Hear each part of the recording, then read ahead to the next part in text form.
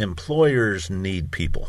We need talent. We need good people, and sometimes we really struggle to find those people. And so remote work as a general concept can expand the talent pool for company XYZ. Again, I'm concerned deeply about our rural businesses, and if they can't find that person that they need locally, perhaps they can use the remote work world to find that person who can perform that function that they need and do so very effectively and efficiently. A survey on remote work indicates that nearly one-half of responding organizations currently employ remote workers.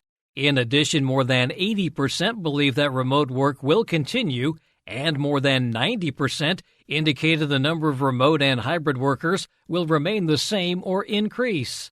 The Remote Online Initiative project, being launched by Kansas State University and the North Central Regional Planning Commission, aims to boost income for participants while providing an economic boost for rural communities. On today's Sound Living, why remote online work is a good fit for Kansas. Sound Living is a weekly public affairs program produced by Research and Extension at Kansas State University. I'm Jeff Wichman. Remote Online Initiative Project Coordinator Ron Wilson and Deb Ohlde, Strategic Development Advisor with the North Central Regional Planning Commission, have both completed certification as a remote work professional or remote work leader. Ron, in terms of the Remote Online Initiative project, maybe some background just to get us started. How did all of this come about? In January of 2020, our K-State Research and Extension Community Vitality Team identified that remote work was a growing trend. And we learned that Utah State University had been offering a very successful certification online class for remote workers. So we decided to explore this and see what the potential might be. So I actually took the remote online certification class in January of 2020, not realizing that 2 months later I would have no choice but to work remotely, and the class came in handy. And so we jumped into remote work. But what we've observed since is that, of course, remote work exploded in terms of use, and I don't think we're going back. I think remote work is going to continue to be a part of our economy. And so from a rural development standpoint, which is my frame of reference, we're looking for opportunities for people who choose to live in rural communities and can take advantage of the tools of technology to work remotely, to connect with the potential employers, clients, and work remotely and effectively and successfully. To do that, you need the tools of technology and you need training. So the online classes, the Remote Online Initiative, ROI, offered by Utah State and now in partnership with Kansas State, can offer that training and a certification that a person is well prepared and has gone through the training to be a remote work professional or a remote work supervisor. There's two classes, one for the remote work professional who's working maybe individually remotely or as part of an online team, and the second class is for remote work supervisors, remote work team leaders, because we think that also is going to be a continuing part of the economy, people working in a remote or hybrid setting, and so the supervisor has to adjust for that type of context as well. It's really a whole new world, isn't it? Kind of thrown upon us, but we found out that it works, and now we're trying to make sure that it works better. Absolutely. We want to position Kansas people so that they can work effectively in that remote work environment. And so we think these ROI classes can help position Kansans to do that. I do want to credit the Dane Hansen Foundation up in northwest Kansas. In their territory, they launched a rural and remote initiative early on for people in that sector of the state to take online classes. So we really respect their pioneering work, and we asked them, are you going to expand across Kansas? They said, no, our plate is full. And I said, well, then maybe we can step in and help provide this certification in other parts of the state as well. You mentioned the ability to be able to move to some of these more rural areas, and that was actually something that we saw, that people who were able to work remotely did relocate to some of those areas. Yeah, we really want to learn more about that trend. People have lifestyle choices, and, when you think about some of the things happening even after 9/11. We saw people say, what's important to me is my family, my home life, safety, security. Maybe I don't want to fight the everyday traffic. Maybe I don't want to worry about the concentrations of people. And so there are a lot of benefits, a lot of assets in the rural lifestyle: safety, security, good schools, good neighbors, clean streets, wide open spaces, opportunities for recreation, opportunities to have an impact in your community. All those assets apply to our rural communities. If we can create more opportunities for people to live in those places and then enjoy the benefits of economic prosperity through remote work and otherwise, we want to encourage that.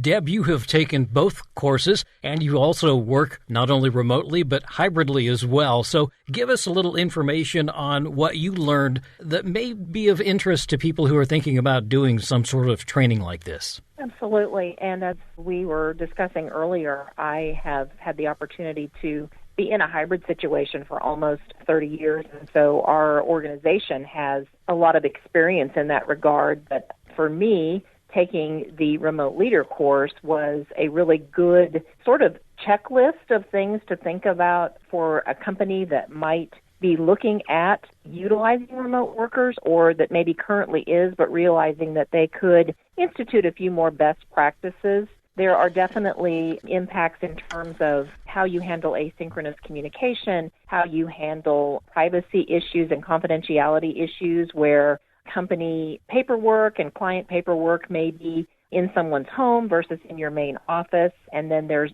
a whole slew of things to consider that you might want to incorporate into your personnel documentation and those types of things that are not there currently if you're used to having everyone reporting on pretty much a daily basis to that headquarters office. And one of the key things for individuals who may, even though we've all feel like we've been, doing Zoom meetings and things now for a long time, there's still folks who are not as comfortable with the technology, and it's also a really great opportunity to practice some of the, I would say, most well-known tools that are used by people who are working remotely. And even that bit of exposure is good for someone who has not had the opportunity to really hone those skills yet, despite being kind of in that environment due to COVID there for all of those months. I think people will find that they will also enjoy talking with and hearing from the cohort of individuals that they go through the class alongside. They will each have a different perspective and each be working for or thinking about working for a company that might handle this a bit differently. And so quickly being exposed to the way that others are addressing issues or maximizing effectiveness, I think helps to propel that individual worker or that business to just a higher level of performance more quickly. I think also being able to talk about time management and accountability is probably two really important issues as well. I think those are probably the two things that folks tend to raise as concerns or things that they don't quite know how to approach if they're getting into this for the first time. And I think there are definitely some good tips to take away from both the leader training and also the professional training that will help individuals think about how to maximize and schedule their productivity and their time. And then also from an employer perspective, how to kind of mitigate that maybe old school thought process of, if I can see you sitting at your desk, you're being productive versus, oh, look at the work that you've churned out and the objectives that you've met. Because there's definitely a bit of a flipping of the switch in regard to people's perspective on that. They have to be able and willing to look at not just your physical presence, but actually the quality and the quantity of the work that you're turning out.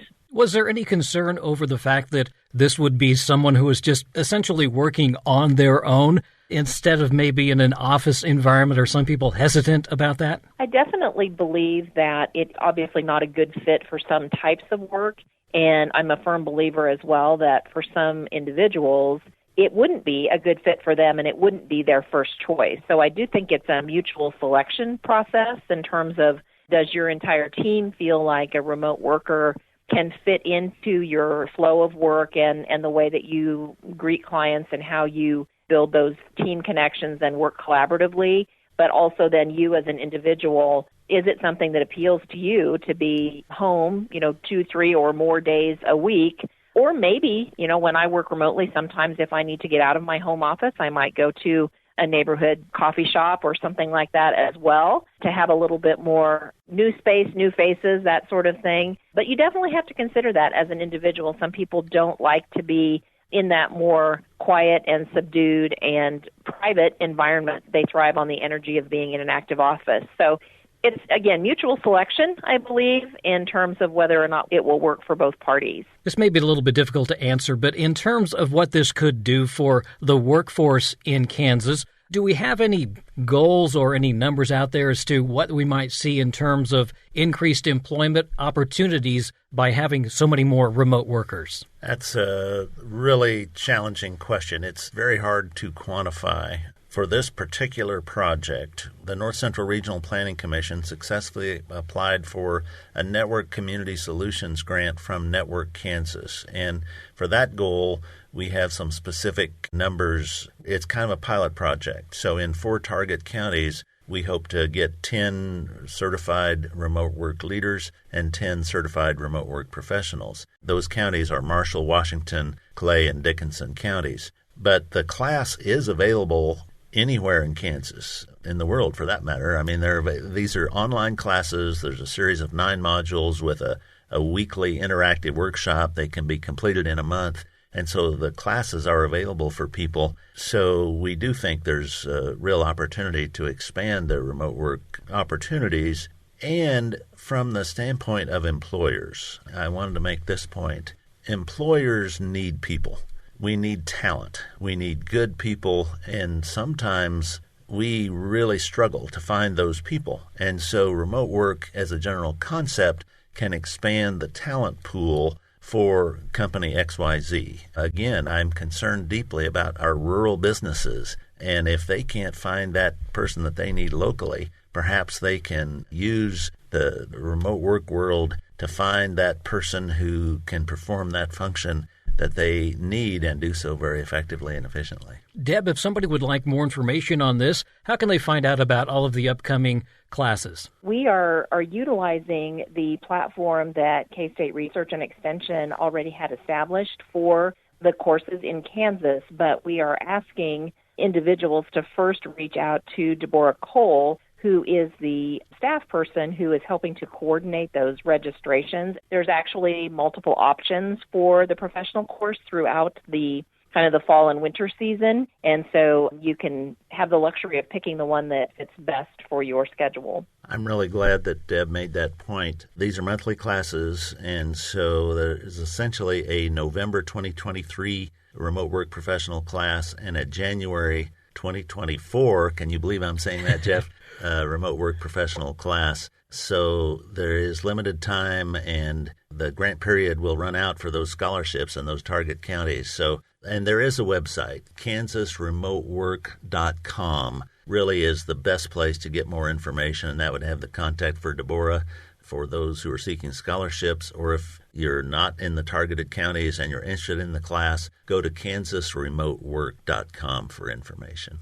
I would just mention that the reason those counties were chosen in part, since the North Central Regional Planning Commission was involved in this, we have a core catchment area of 12 counties in north central Kansas. 8 of them are covered by the Dane G. Hansen Foundation service area as well, so we have that overlap. Our other 4 counties are not, and so we were excited to be able to bring the same course opportunities to them that our other 8 counties have had for the last couple of years. And actually, the remote work leader is an additional add-on benefit that they have that currently isn't offered in the Dane G. Hansen Foundation area. So I'm kind of looking at this as an opportunity to pilot the interest in that level of class as well. That's Deb Ohlde, Strategic Development Advisor with the North Central Regional Planning Commission, and Ron Wilson, Coordinator for the Remote Online Initiative Project and the Director of the Huck Boyd National Institute for Rural Development at Kansas State.